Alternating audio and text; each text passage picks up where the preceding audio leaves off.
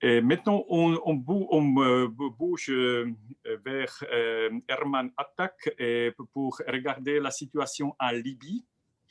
Alors, je vous donne la parole. Merci. I hope you can hear me. Yes, no problem. Okay. Thanks, Petr, and good morning to everyone who is able to join us today. First of all, I have to admit that today is one of the days I regretted not speaking or understanding French. Let's start with, in English, briefly talking about the significance of Libya for the European neighborhood. I do strongly believe that among all the other conflicts, crises around the world, be it Afghanistan, Yemen, Syria, or Ukraine, etc., the crisis stemming from Libya has the utmost impact on Europe. When I say the significance of the Libya crisis, it is not only from an irregular migration perspective, but also owing to Libya's geographical proximity and political, economic, military, or security links, developments in Libya directly impacting Europe. Yes, Libya hosts the most commonly used migration routes and embarkation points for EU aspiring irregular migration flows. It is important. Additionally, Libya is a rich country with a potential of being the Dubai or the central Mediterranean, with its small population, which is around 6 million. Economically, its high energy potential, be it hydrocarbon, solar, or other renewables, of such a near neighbor have the potential to free Europe from its dependency to Russian reserves. Not only looking from a European perspective here, it's a win-win relationship with Libya. And Libya's around 1.8 million square kilometer land is a gate to sub-Saharan Africa and Middle East markets, a gate not only economically, but also political, humanitarian, stability or security purposes as well. And with its central location and around 2,000 kilometer coastline to the Mediterranean, Libya is an important part of the rising geostrategic competition and power politics in the region. When left to the influence of rival international actors, all these points can be quite detrimental for the EU. As we witnessed in the last years, irregular migration can be used as a factor to threaten the EU cohesion or shaken the foundation of the EU. Or Libya's ports, sea or air ports, might be used to project power or extend rival anti-access area denial coverage over Europe, which constitutes a significant contemporary security threat. This list can be extended with terrorism-related arguments as well. Therefore, having a reliable neighbor in Libya is consequential. Democratic, economically stable, and friendly government in Libya adds up to a hard-to-find partner for the EU. So, what EU has been doing in return, despite this multifaceted significance, the response of the EU to the crisis in Libya has been quite weak. EU Libya policies have been primarily focused on the migration dimension of the crisis, and as the primary tool to address the crisis, EU used non-functioning common security and defense policy tools like EU Border Assistance Mission, Operation Sophia, and lately Operation Irini. Another reason for this weakness is individual and conflicting Libya agendas of some EU member states, while officially recognizing the GNA, France supported Haftar, and politically and materially supported Haftar. And this caused increasing contrast with Italy. Italy, while backing another faction in Libya, prioritized anti-migration policies, initiatives. On the other hand, with decreasing irregular migration flows, the engagement of the other EU member states to the crisis in Libya have stayed significantly low. But since the beginning of last year, 2020, we see more concerted efforts from the EU side. Berlin process led by Germany was an indication of this. On the other hand, it worth to stress that EU's strategic partner, US, is reluctant to deal with Libya matters as well, since the assassination of the US ambassador in 2012. And these all contributed to dominance of Russia and other regional actors over Libya files today.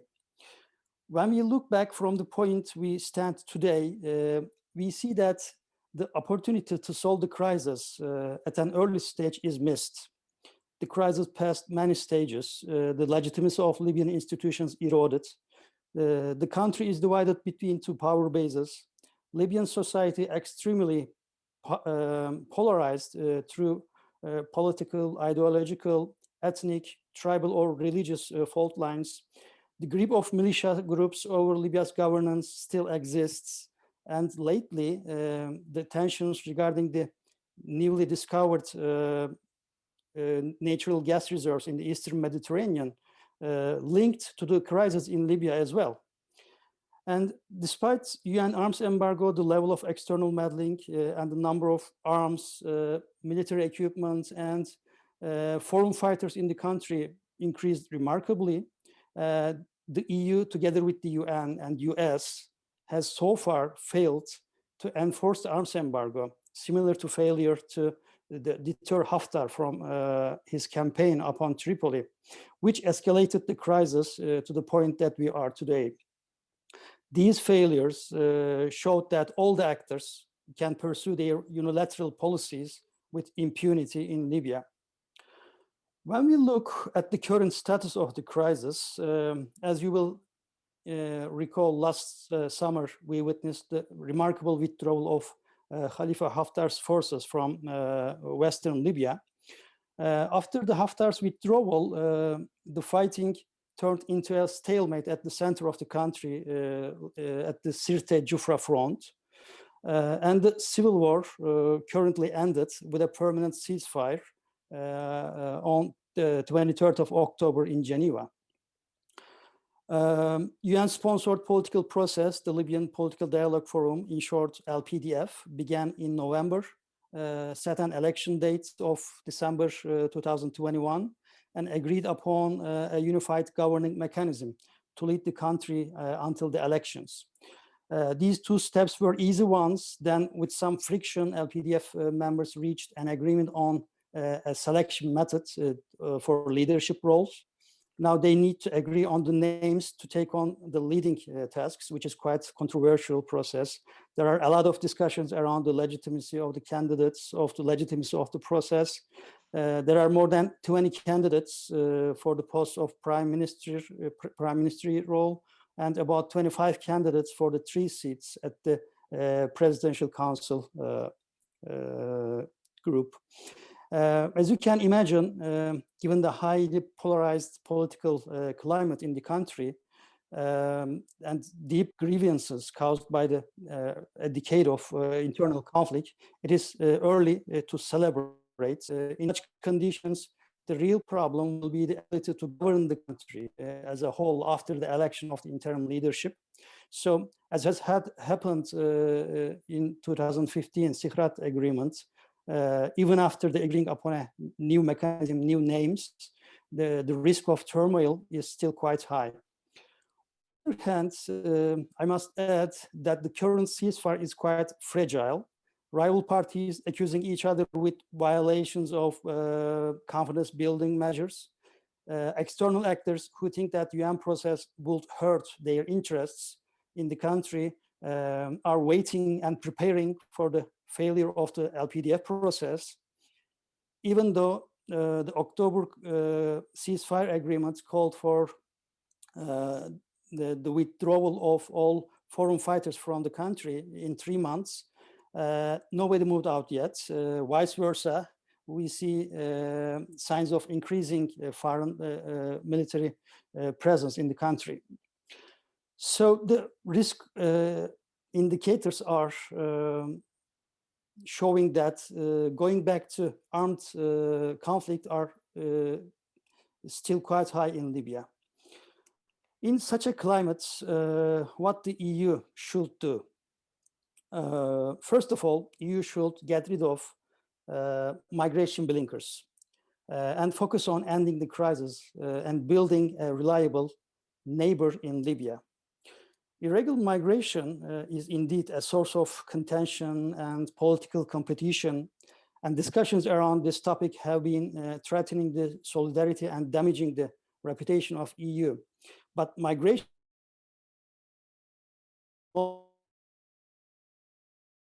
Libya.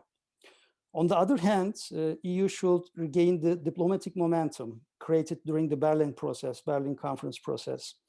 This momentum should be supported by vigorous action to enforce the conclusions of the Berlin Conference, which were signed by all the participated nations, and later on also adopted by and endorsed by the UN Security Council as well. And such momentum can only be achieved by adopting a unified Libya policy. Member states of EU should stop pursuing contradictory Libya policies that support different factions in Libya. And EU member states should throw their weight behind a compromise solution between the warring parties. With this momentum, EU should empower the UN process to transform this current process into a compromise more, let's say, comprehensive political process, because currently it has a lot of problems in it, and help to remove the obstacles in the way. EU also should focus on deterring the spoilers, both internal and external spoilers, from derailing the political negotiation process. In the current setting, the alternative to UN process is for the other regional powers to take over the Libya files to bilateral negotiations between some regional actors and their proxies inside as well. As you can imagine, when individual interests and zero-sum approach prevails, the chance of achieving a peace and stability in Libya is quite slim.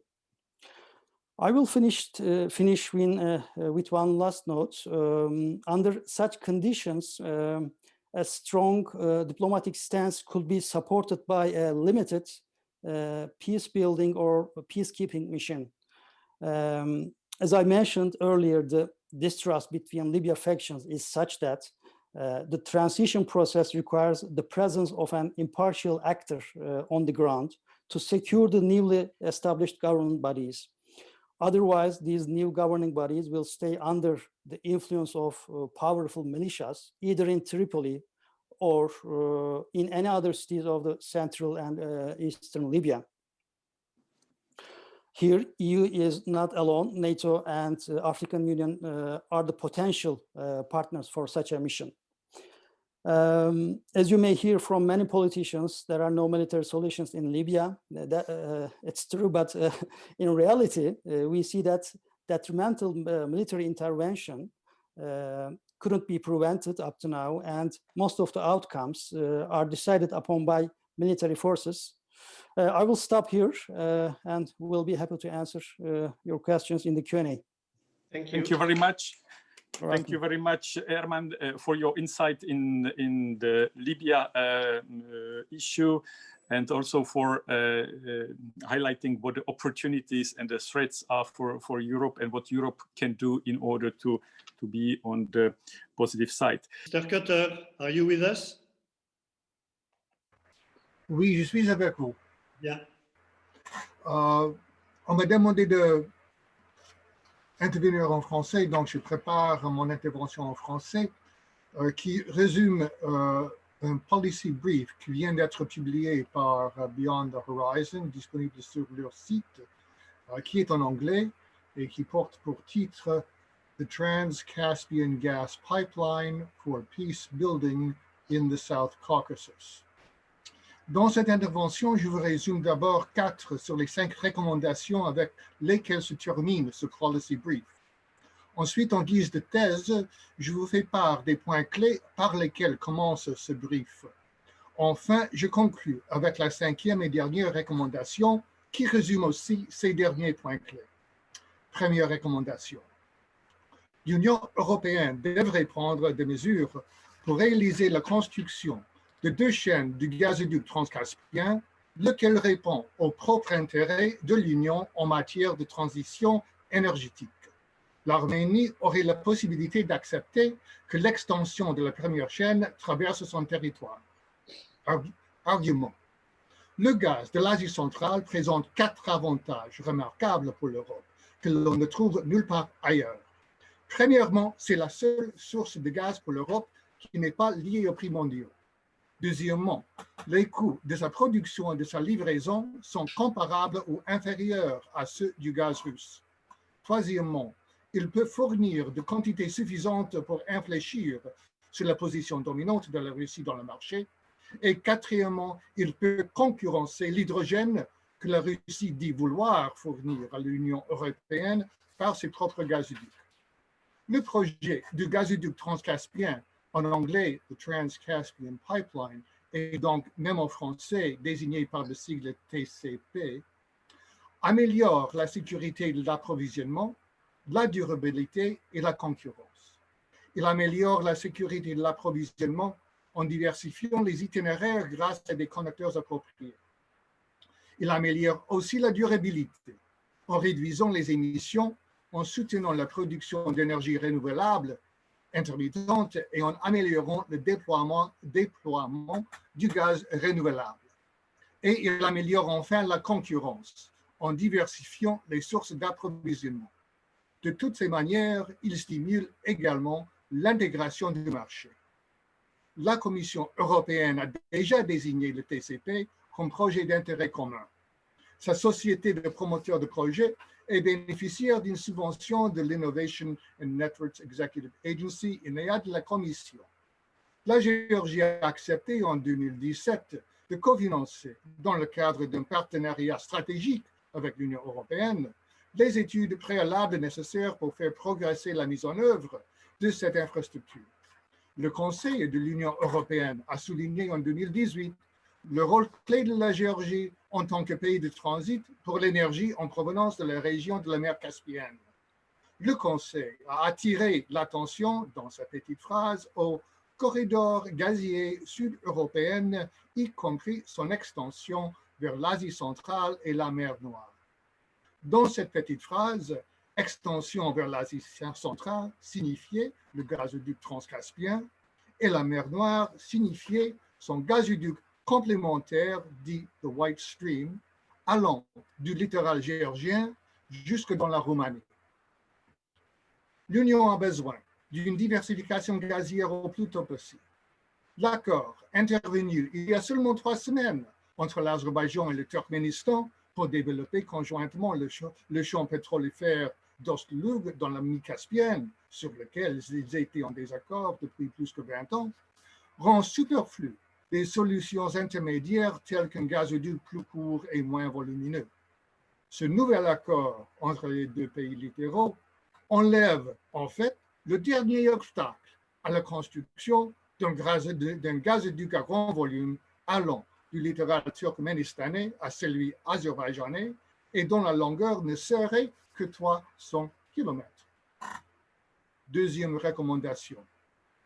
Les efforts conjoints devraient être aujourd'hui davantage encouragés sur la base des nouvelles réalités dans les régions du Caucase du Sud et de la mer Caspienne, en particulier leur potentiel important pour la fourniture d'hydrogène bleu. Argument. Les 5 prochaines années seront cruciales pour le Caucase du Sud. Les transports et les autres liaisons de communication entre l'Arménie et la Russie sont en cours d'être établis grâce à l'infrastructure existante de l'Azerbaïdjan.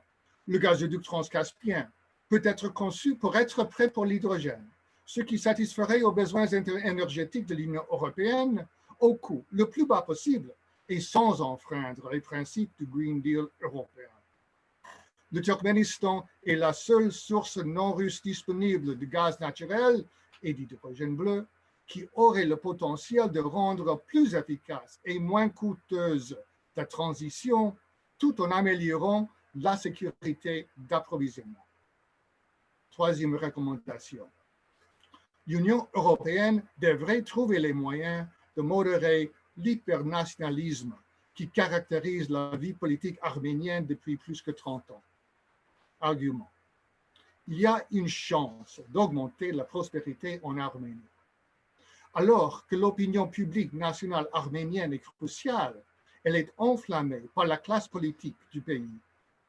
Depuis le nettoyage ethnique et l'expulsion forcée d'environ 250 000 Azerbaïdjanais du territoire de l'Arménie en 1987, bien avant l'éclatement de la première guerre du Karabakh, la population du pays est d'origine ethnique arménienne à 99,9%. Comme le note Girard Libaridian, autrefois conseiller de l'ancien président arménien Levon Petrosian, la vie politique intérieure arménienne se caractérise depuis plus qu'une génération par un hypernationalisme fort marqué, lequel a conduit au récent désastre. Le culte officiel de personnalité autour de Garrigan-Nijde est à la fois un symbole et un symptôme de ce malaise politique. Libaridian, dans sa mise en accusation peut-être la plus aiguë, a diagnostiqué le comportement du gouvernement arménien comme suit. Nous adaptons la stratégie politique à nos souhaits, à ce qui nous fera nous sentir bien dans notre peau, plutôt que de prendre en considération les faits simples qui composent collectivement la réalité qui nous entoure. Cette vision du monde, écrit Libaridian, emprisonne toujours la société et la classe politique arménienne, laquelle dernière reste incapable de reconnaître comment ou pourquoi la défaite s'est produite, et d'ailleurs, pour le citer textuellement une dernière fois, incapable même de formuler des questions qui pourraient conduire à des vraies réponses. L'Union européenne pourrait apporter une contribution indispensable à la sécurité régionale et à la consolidation de la paix en convainquant la société et la classe politique arménienne à voir leur voisinage tel qu'il est réellement. Il y a, en effet, une contribution majeure que seule l'Union européenne peut apporter. C'est la suivante. Quatrième recommandation. L'Union européenne aurait un rôle constructif unique à jouer en convainquant la classe politique arménienne et la société arménienne de reconnaître pleinement l'intégrité territoriale de l'Azerbaïdjan, comme le fait tout autre pays dans le monde, sur la base du droit international, sans parler de la première corbeille de l'acte final de Helsinki de 1975, berceau de l'OSCE, et comme le fait le Conseil de sécurité de l'ONU dans ses 4 résolutions adoptées à l'unanimité en 1993. Argument. Même les partis politiques arméniens pro-Union européenne étaient des défenseurs intransigeants de l'indépendance de la soi-disant République du Haut-Karabakh pendant la Seconde Guerre du Karabakh et longtemps bien avant. L'Union européenne peut promouvoir cette évolution de la perspective arménienne, non seulement par ses propres activités humanitaires, mais aussi en encourageant la coopération économique avec l'Azerbaïdjan. Seule cette sorte de thérapie de la réalité promet de transformer la consolidation de la paix dans le Caucase du Sud en une sécurité et une prospérité durable. La conjoncture est propice pour que l'Union européenne joue un tel rôle. Comme l'a fait remarquer le chef de la mission azerbaïdjanaise auprès de l'Union, Bakou espère un engagement plus actif des partenaires européens. L'Union européenne elle-même, a-t-il observé, était un processus de rétablissement de la paix après la Seconde Guerre mondiale, fondé d'abord sur la reconnaissance des frontières physiques, puis sur la transcendance progressive de ces frontières pour créer un espace commun. C'est le meilleur modèle pour le Caucase du Sud, dit-il, où nous pouvons faire de même, et ce modèle, il poursuit, devrait être utilisé par tous les pays du Caucase du Sud. Je tourne maintenant au point clé du début du policy brief que je vous présente sur la base de l'exposé précédent en guise de thèse. L'Union européenne devrait souligner les 3 points principaux réussis de sa coopération bilatérale avec les pays de la région du Caucase du Sud: l'énergie, sécurité et les transports. Cela inclut la construction du gazoduc transcaspien, dont le gaz de la première chaîne dans la nouvelle situation géopolitique pourrait transiter par l'Arménie de l'Azerbaïdjan vers la Turquie. Pour l'Union européenne, ce gazoduc améliorerait la sécurité d'approvisionnement, la durabilité et la concurrence. La première chaîne du TCP permettrait à l'Arménie d'acheter du gaz au Turkménistan. Alternativement, l'Arménie pourrait être approvisionnée par le système de gazoduc géorgien y connecté si le TCP est construit par le tracé établi Azerbaïdjan, Géorgie, Turquie. Le gazoduc complémentaire dit White Stream sous la mer Noire pour la seconde chaîne du TCP arriverait à Constanța en Roumanie pour alimenter le gazoduc Bulgarie, Roumanie, Hongrie, Autriche et d'autres connecteurs, livrant du gaz provenant de nouvelles sources par des itinéraires de transport le moins cher, aussi à Baumgarten et à des prix concurrentiels. Ainsi, le gazoduc White Stream permettrait aussi bien une intégration accrue du marché qu'une concurrence accrue, et il faciliterait le déploiement de sources d'énergie renouvelables à plus grande échelle, tant dans l'Union que dans la communauté d'énergie. Les efforts conjoints devraient être davantage encouragés aujourd'hui sur la base des nouvelles réalités dans les régions du Caucase du Sud et de la mer Caspienne, en particulier leur potentiel important de fourniture d'hydrogène bleu. Je vous offre maintenant la conclusion sous la forme de la 5e et dernière recommandation.